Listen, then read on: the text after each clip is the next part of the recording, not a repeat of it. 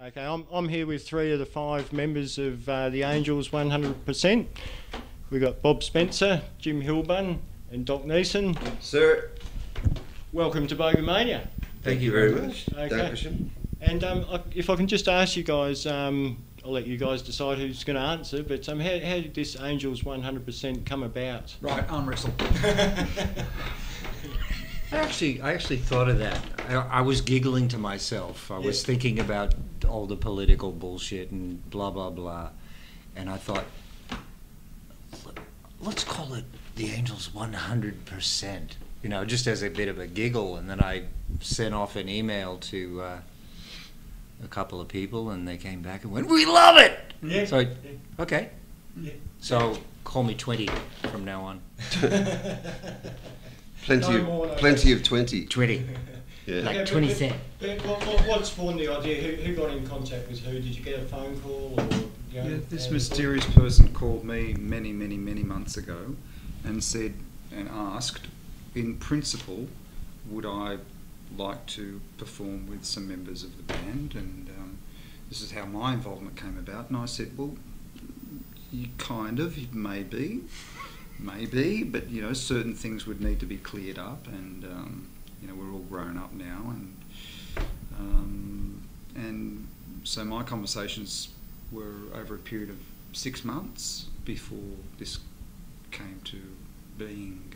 So that's, I don't actually know, because I didn't speak with you directly at the very beginning. But you know, as you know, there's been some friction going on, and the Brewster's brothers have gone out calling themselves the Angels. Well, that didn't really strike me as being the Angels, and so I was getting like stopped by fans in the street and going, "What's going on? These guys are out calling themselves the Angels," and so we talked about it with we being Buzz Bidstrup, who's not here at the moment, our drummer, who was in the Angels original band, and we just were tossing ideas around as to what could we do to clarify the confusion for fans, and it sort of didn't come like as a blinding flash, but we started thinking, well, why don't we just have everybody who's ever been in the Angels, and that's you know, everybody's an angel, so that's kind of led to Jim picking up on that, and so it just kind of summarised the situation and put a bit of a light spin on it. But it's also, I mean, a real plus to me is we had a rehearsal a few weeks ago, and so we've got somebody from, there's James Morley is also, wasn't available to come along today, but we've got somebody from really almost every decade, and they might have, that the Angels have been running, which is now 38 years, and in 2014 it'll be our 40th anniversary. So then we started looking at what material we would do, and so we tried to pick some of the best songs from each decade or whatever albums each of us have played on.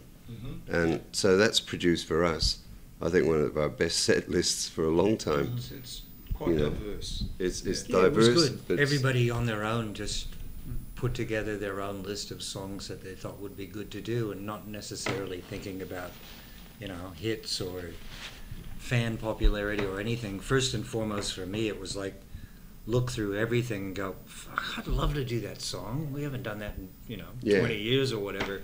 There's a great song that, because often you record an album, you get into this dilemma of you end up playing the singles off it, but you don't end up playing the whole album, because there's that expectation.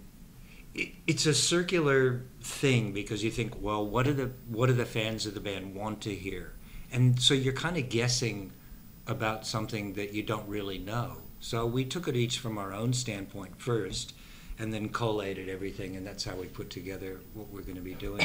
And that'll probably expand as well, because It'll change. everybody's got more choices. Yeah, okay. Well, there's a bit of a cross-section, really, of the Angels. Like, how did rehearsals go? What was the vibe like at rehearsals? It sounded really, honestly, it sounded really good, and had it not sounded good, I wouldn't be here. we probably wouldn't now. be here today. I was very clear about, from the very beginning, that if the band didn't sound like a great band, I wasn't going to do it. There'd really be no point in doing it. No, and the thing is that you might ask, well, okay, there are 5 great musicians in the band. Why wouldn't it be a great band? Because 5 great musicians, a great band do not make. A band Always. has other stuff going on, and it's not really about the individual musicianship of the members. So it just transpired that the 5 of us together sound like a formidable band, and it was surprising to me that from the very first song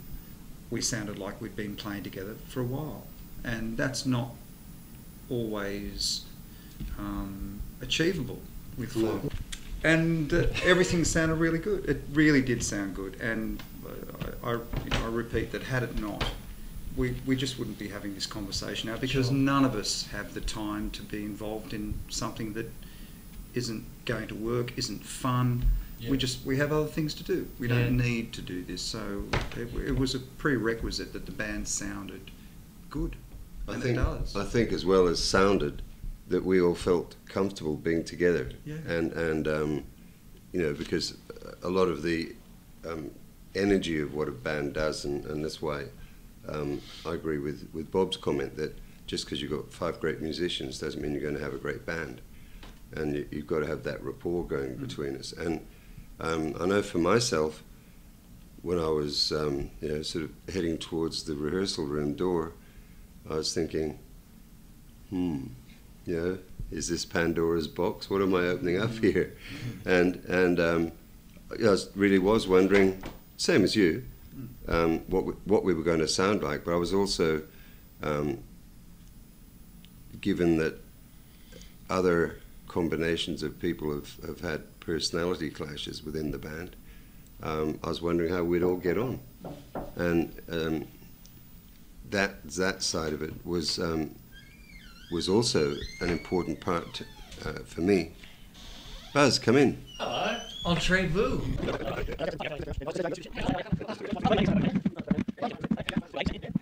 Welcome, Buzz. Thank you very much. I hope they've been saying nice things about me. Absolutely. We haven't talked about you at all, really. We'll tidy it up. No, we're just talking about the combination of legitimate Angels people that have been in the band. That's a good word, legitimate. Yeah. Okay. As opposed to illegitimate Angels. Well, I mean, of course, you were there in the early days, Buzz, and I was. And, Bob and Jim in the mid days, and it sort of means you've got a. The late early days, really, if you want to. Well, These guys were in the band longer than me. Okay. Yeah. Wow. Yeah, Oh, but you're both of them. taller. Hey? But you're taller. I'm taller. They're longer and you're I'm probably taller. a little better looking. It's all right. I had more room in my seat on the plane. Indeed. Actually, we probably toured as much as you guys did in your time in the 5 years I was there. Okay. Yeah. But it's pretty Probably interesting, in isn't it? much Don't you less think it's comfort. good? Like some, Oh yeah. And long time member, one who's always been there. Yeah. I mean, the obvious question is the set list like?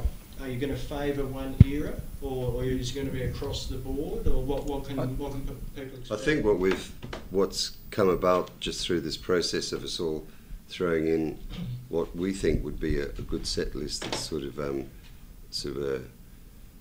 set list by consensus, so everybody's and lots of times the songs that we thought would be good, somebody else had thought of doing that as well. So. Yeah. It sort of got built up like that, but like Jim was saying, it wasn't really a set list built on just playing the hits. Yeah, okay. And We're incredibly democratic, actually, because I've got this list I was looking at in the plane, and it's the votes. So we put them all into a grid, and everyone said which songs would you like to do. And then we worked out that which ones had the most votes and which had the less. And now I notice on the Facebook there's a lot of people asking for certain songs Yes. that we didn't have on there. So it's probably something we should talk about and maybe Next learn time. them. Well, they can learn them and support us. Well, that's not bad. And this has been asked a lot, as you all know. We know you're doing a tour early next year. Have you got any plans for more of a national tour at this stage? Thoughts. I'm not sure about plans, but thoughts. I would, if the February-March thing goes well, and what I mean by well is if we're happy, Yeah. and people come to the gigs, that's nice. Mm-hmm. Then You're so understated, Bob. I think a couple of months after that, but Yeah. I've not seen anything come across my desk that's a plan. Yeah. Yeah. But I So think is this a couple of upcoming months tour a after bit of a that. tester, see how everything goes? And Yeah, I'd say it's an aspect of it, yeah, okay. Especially and since we've never played before, Yeah. you know, as this lineup. Yeah. Yeah.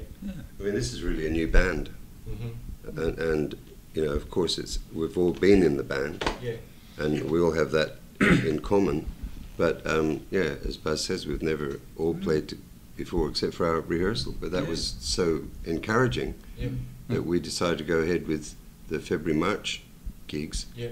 and you know, we'll I guess assess how we feel about the band and how well we go over with the audience Yeah. as to what our next step will be. Okay, excellent. So we'll look forward to it, we hope.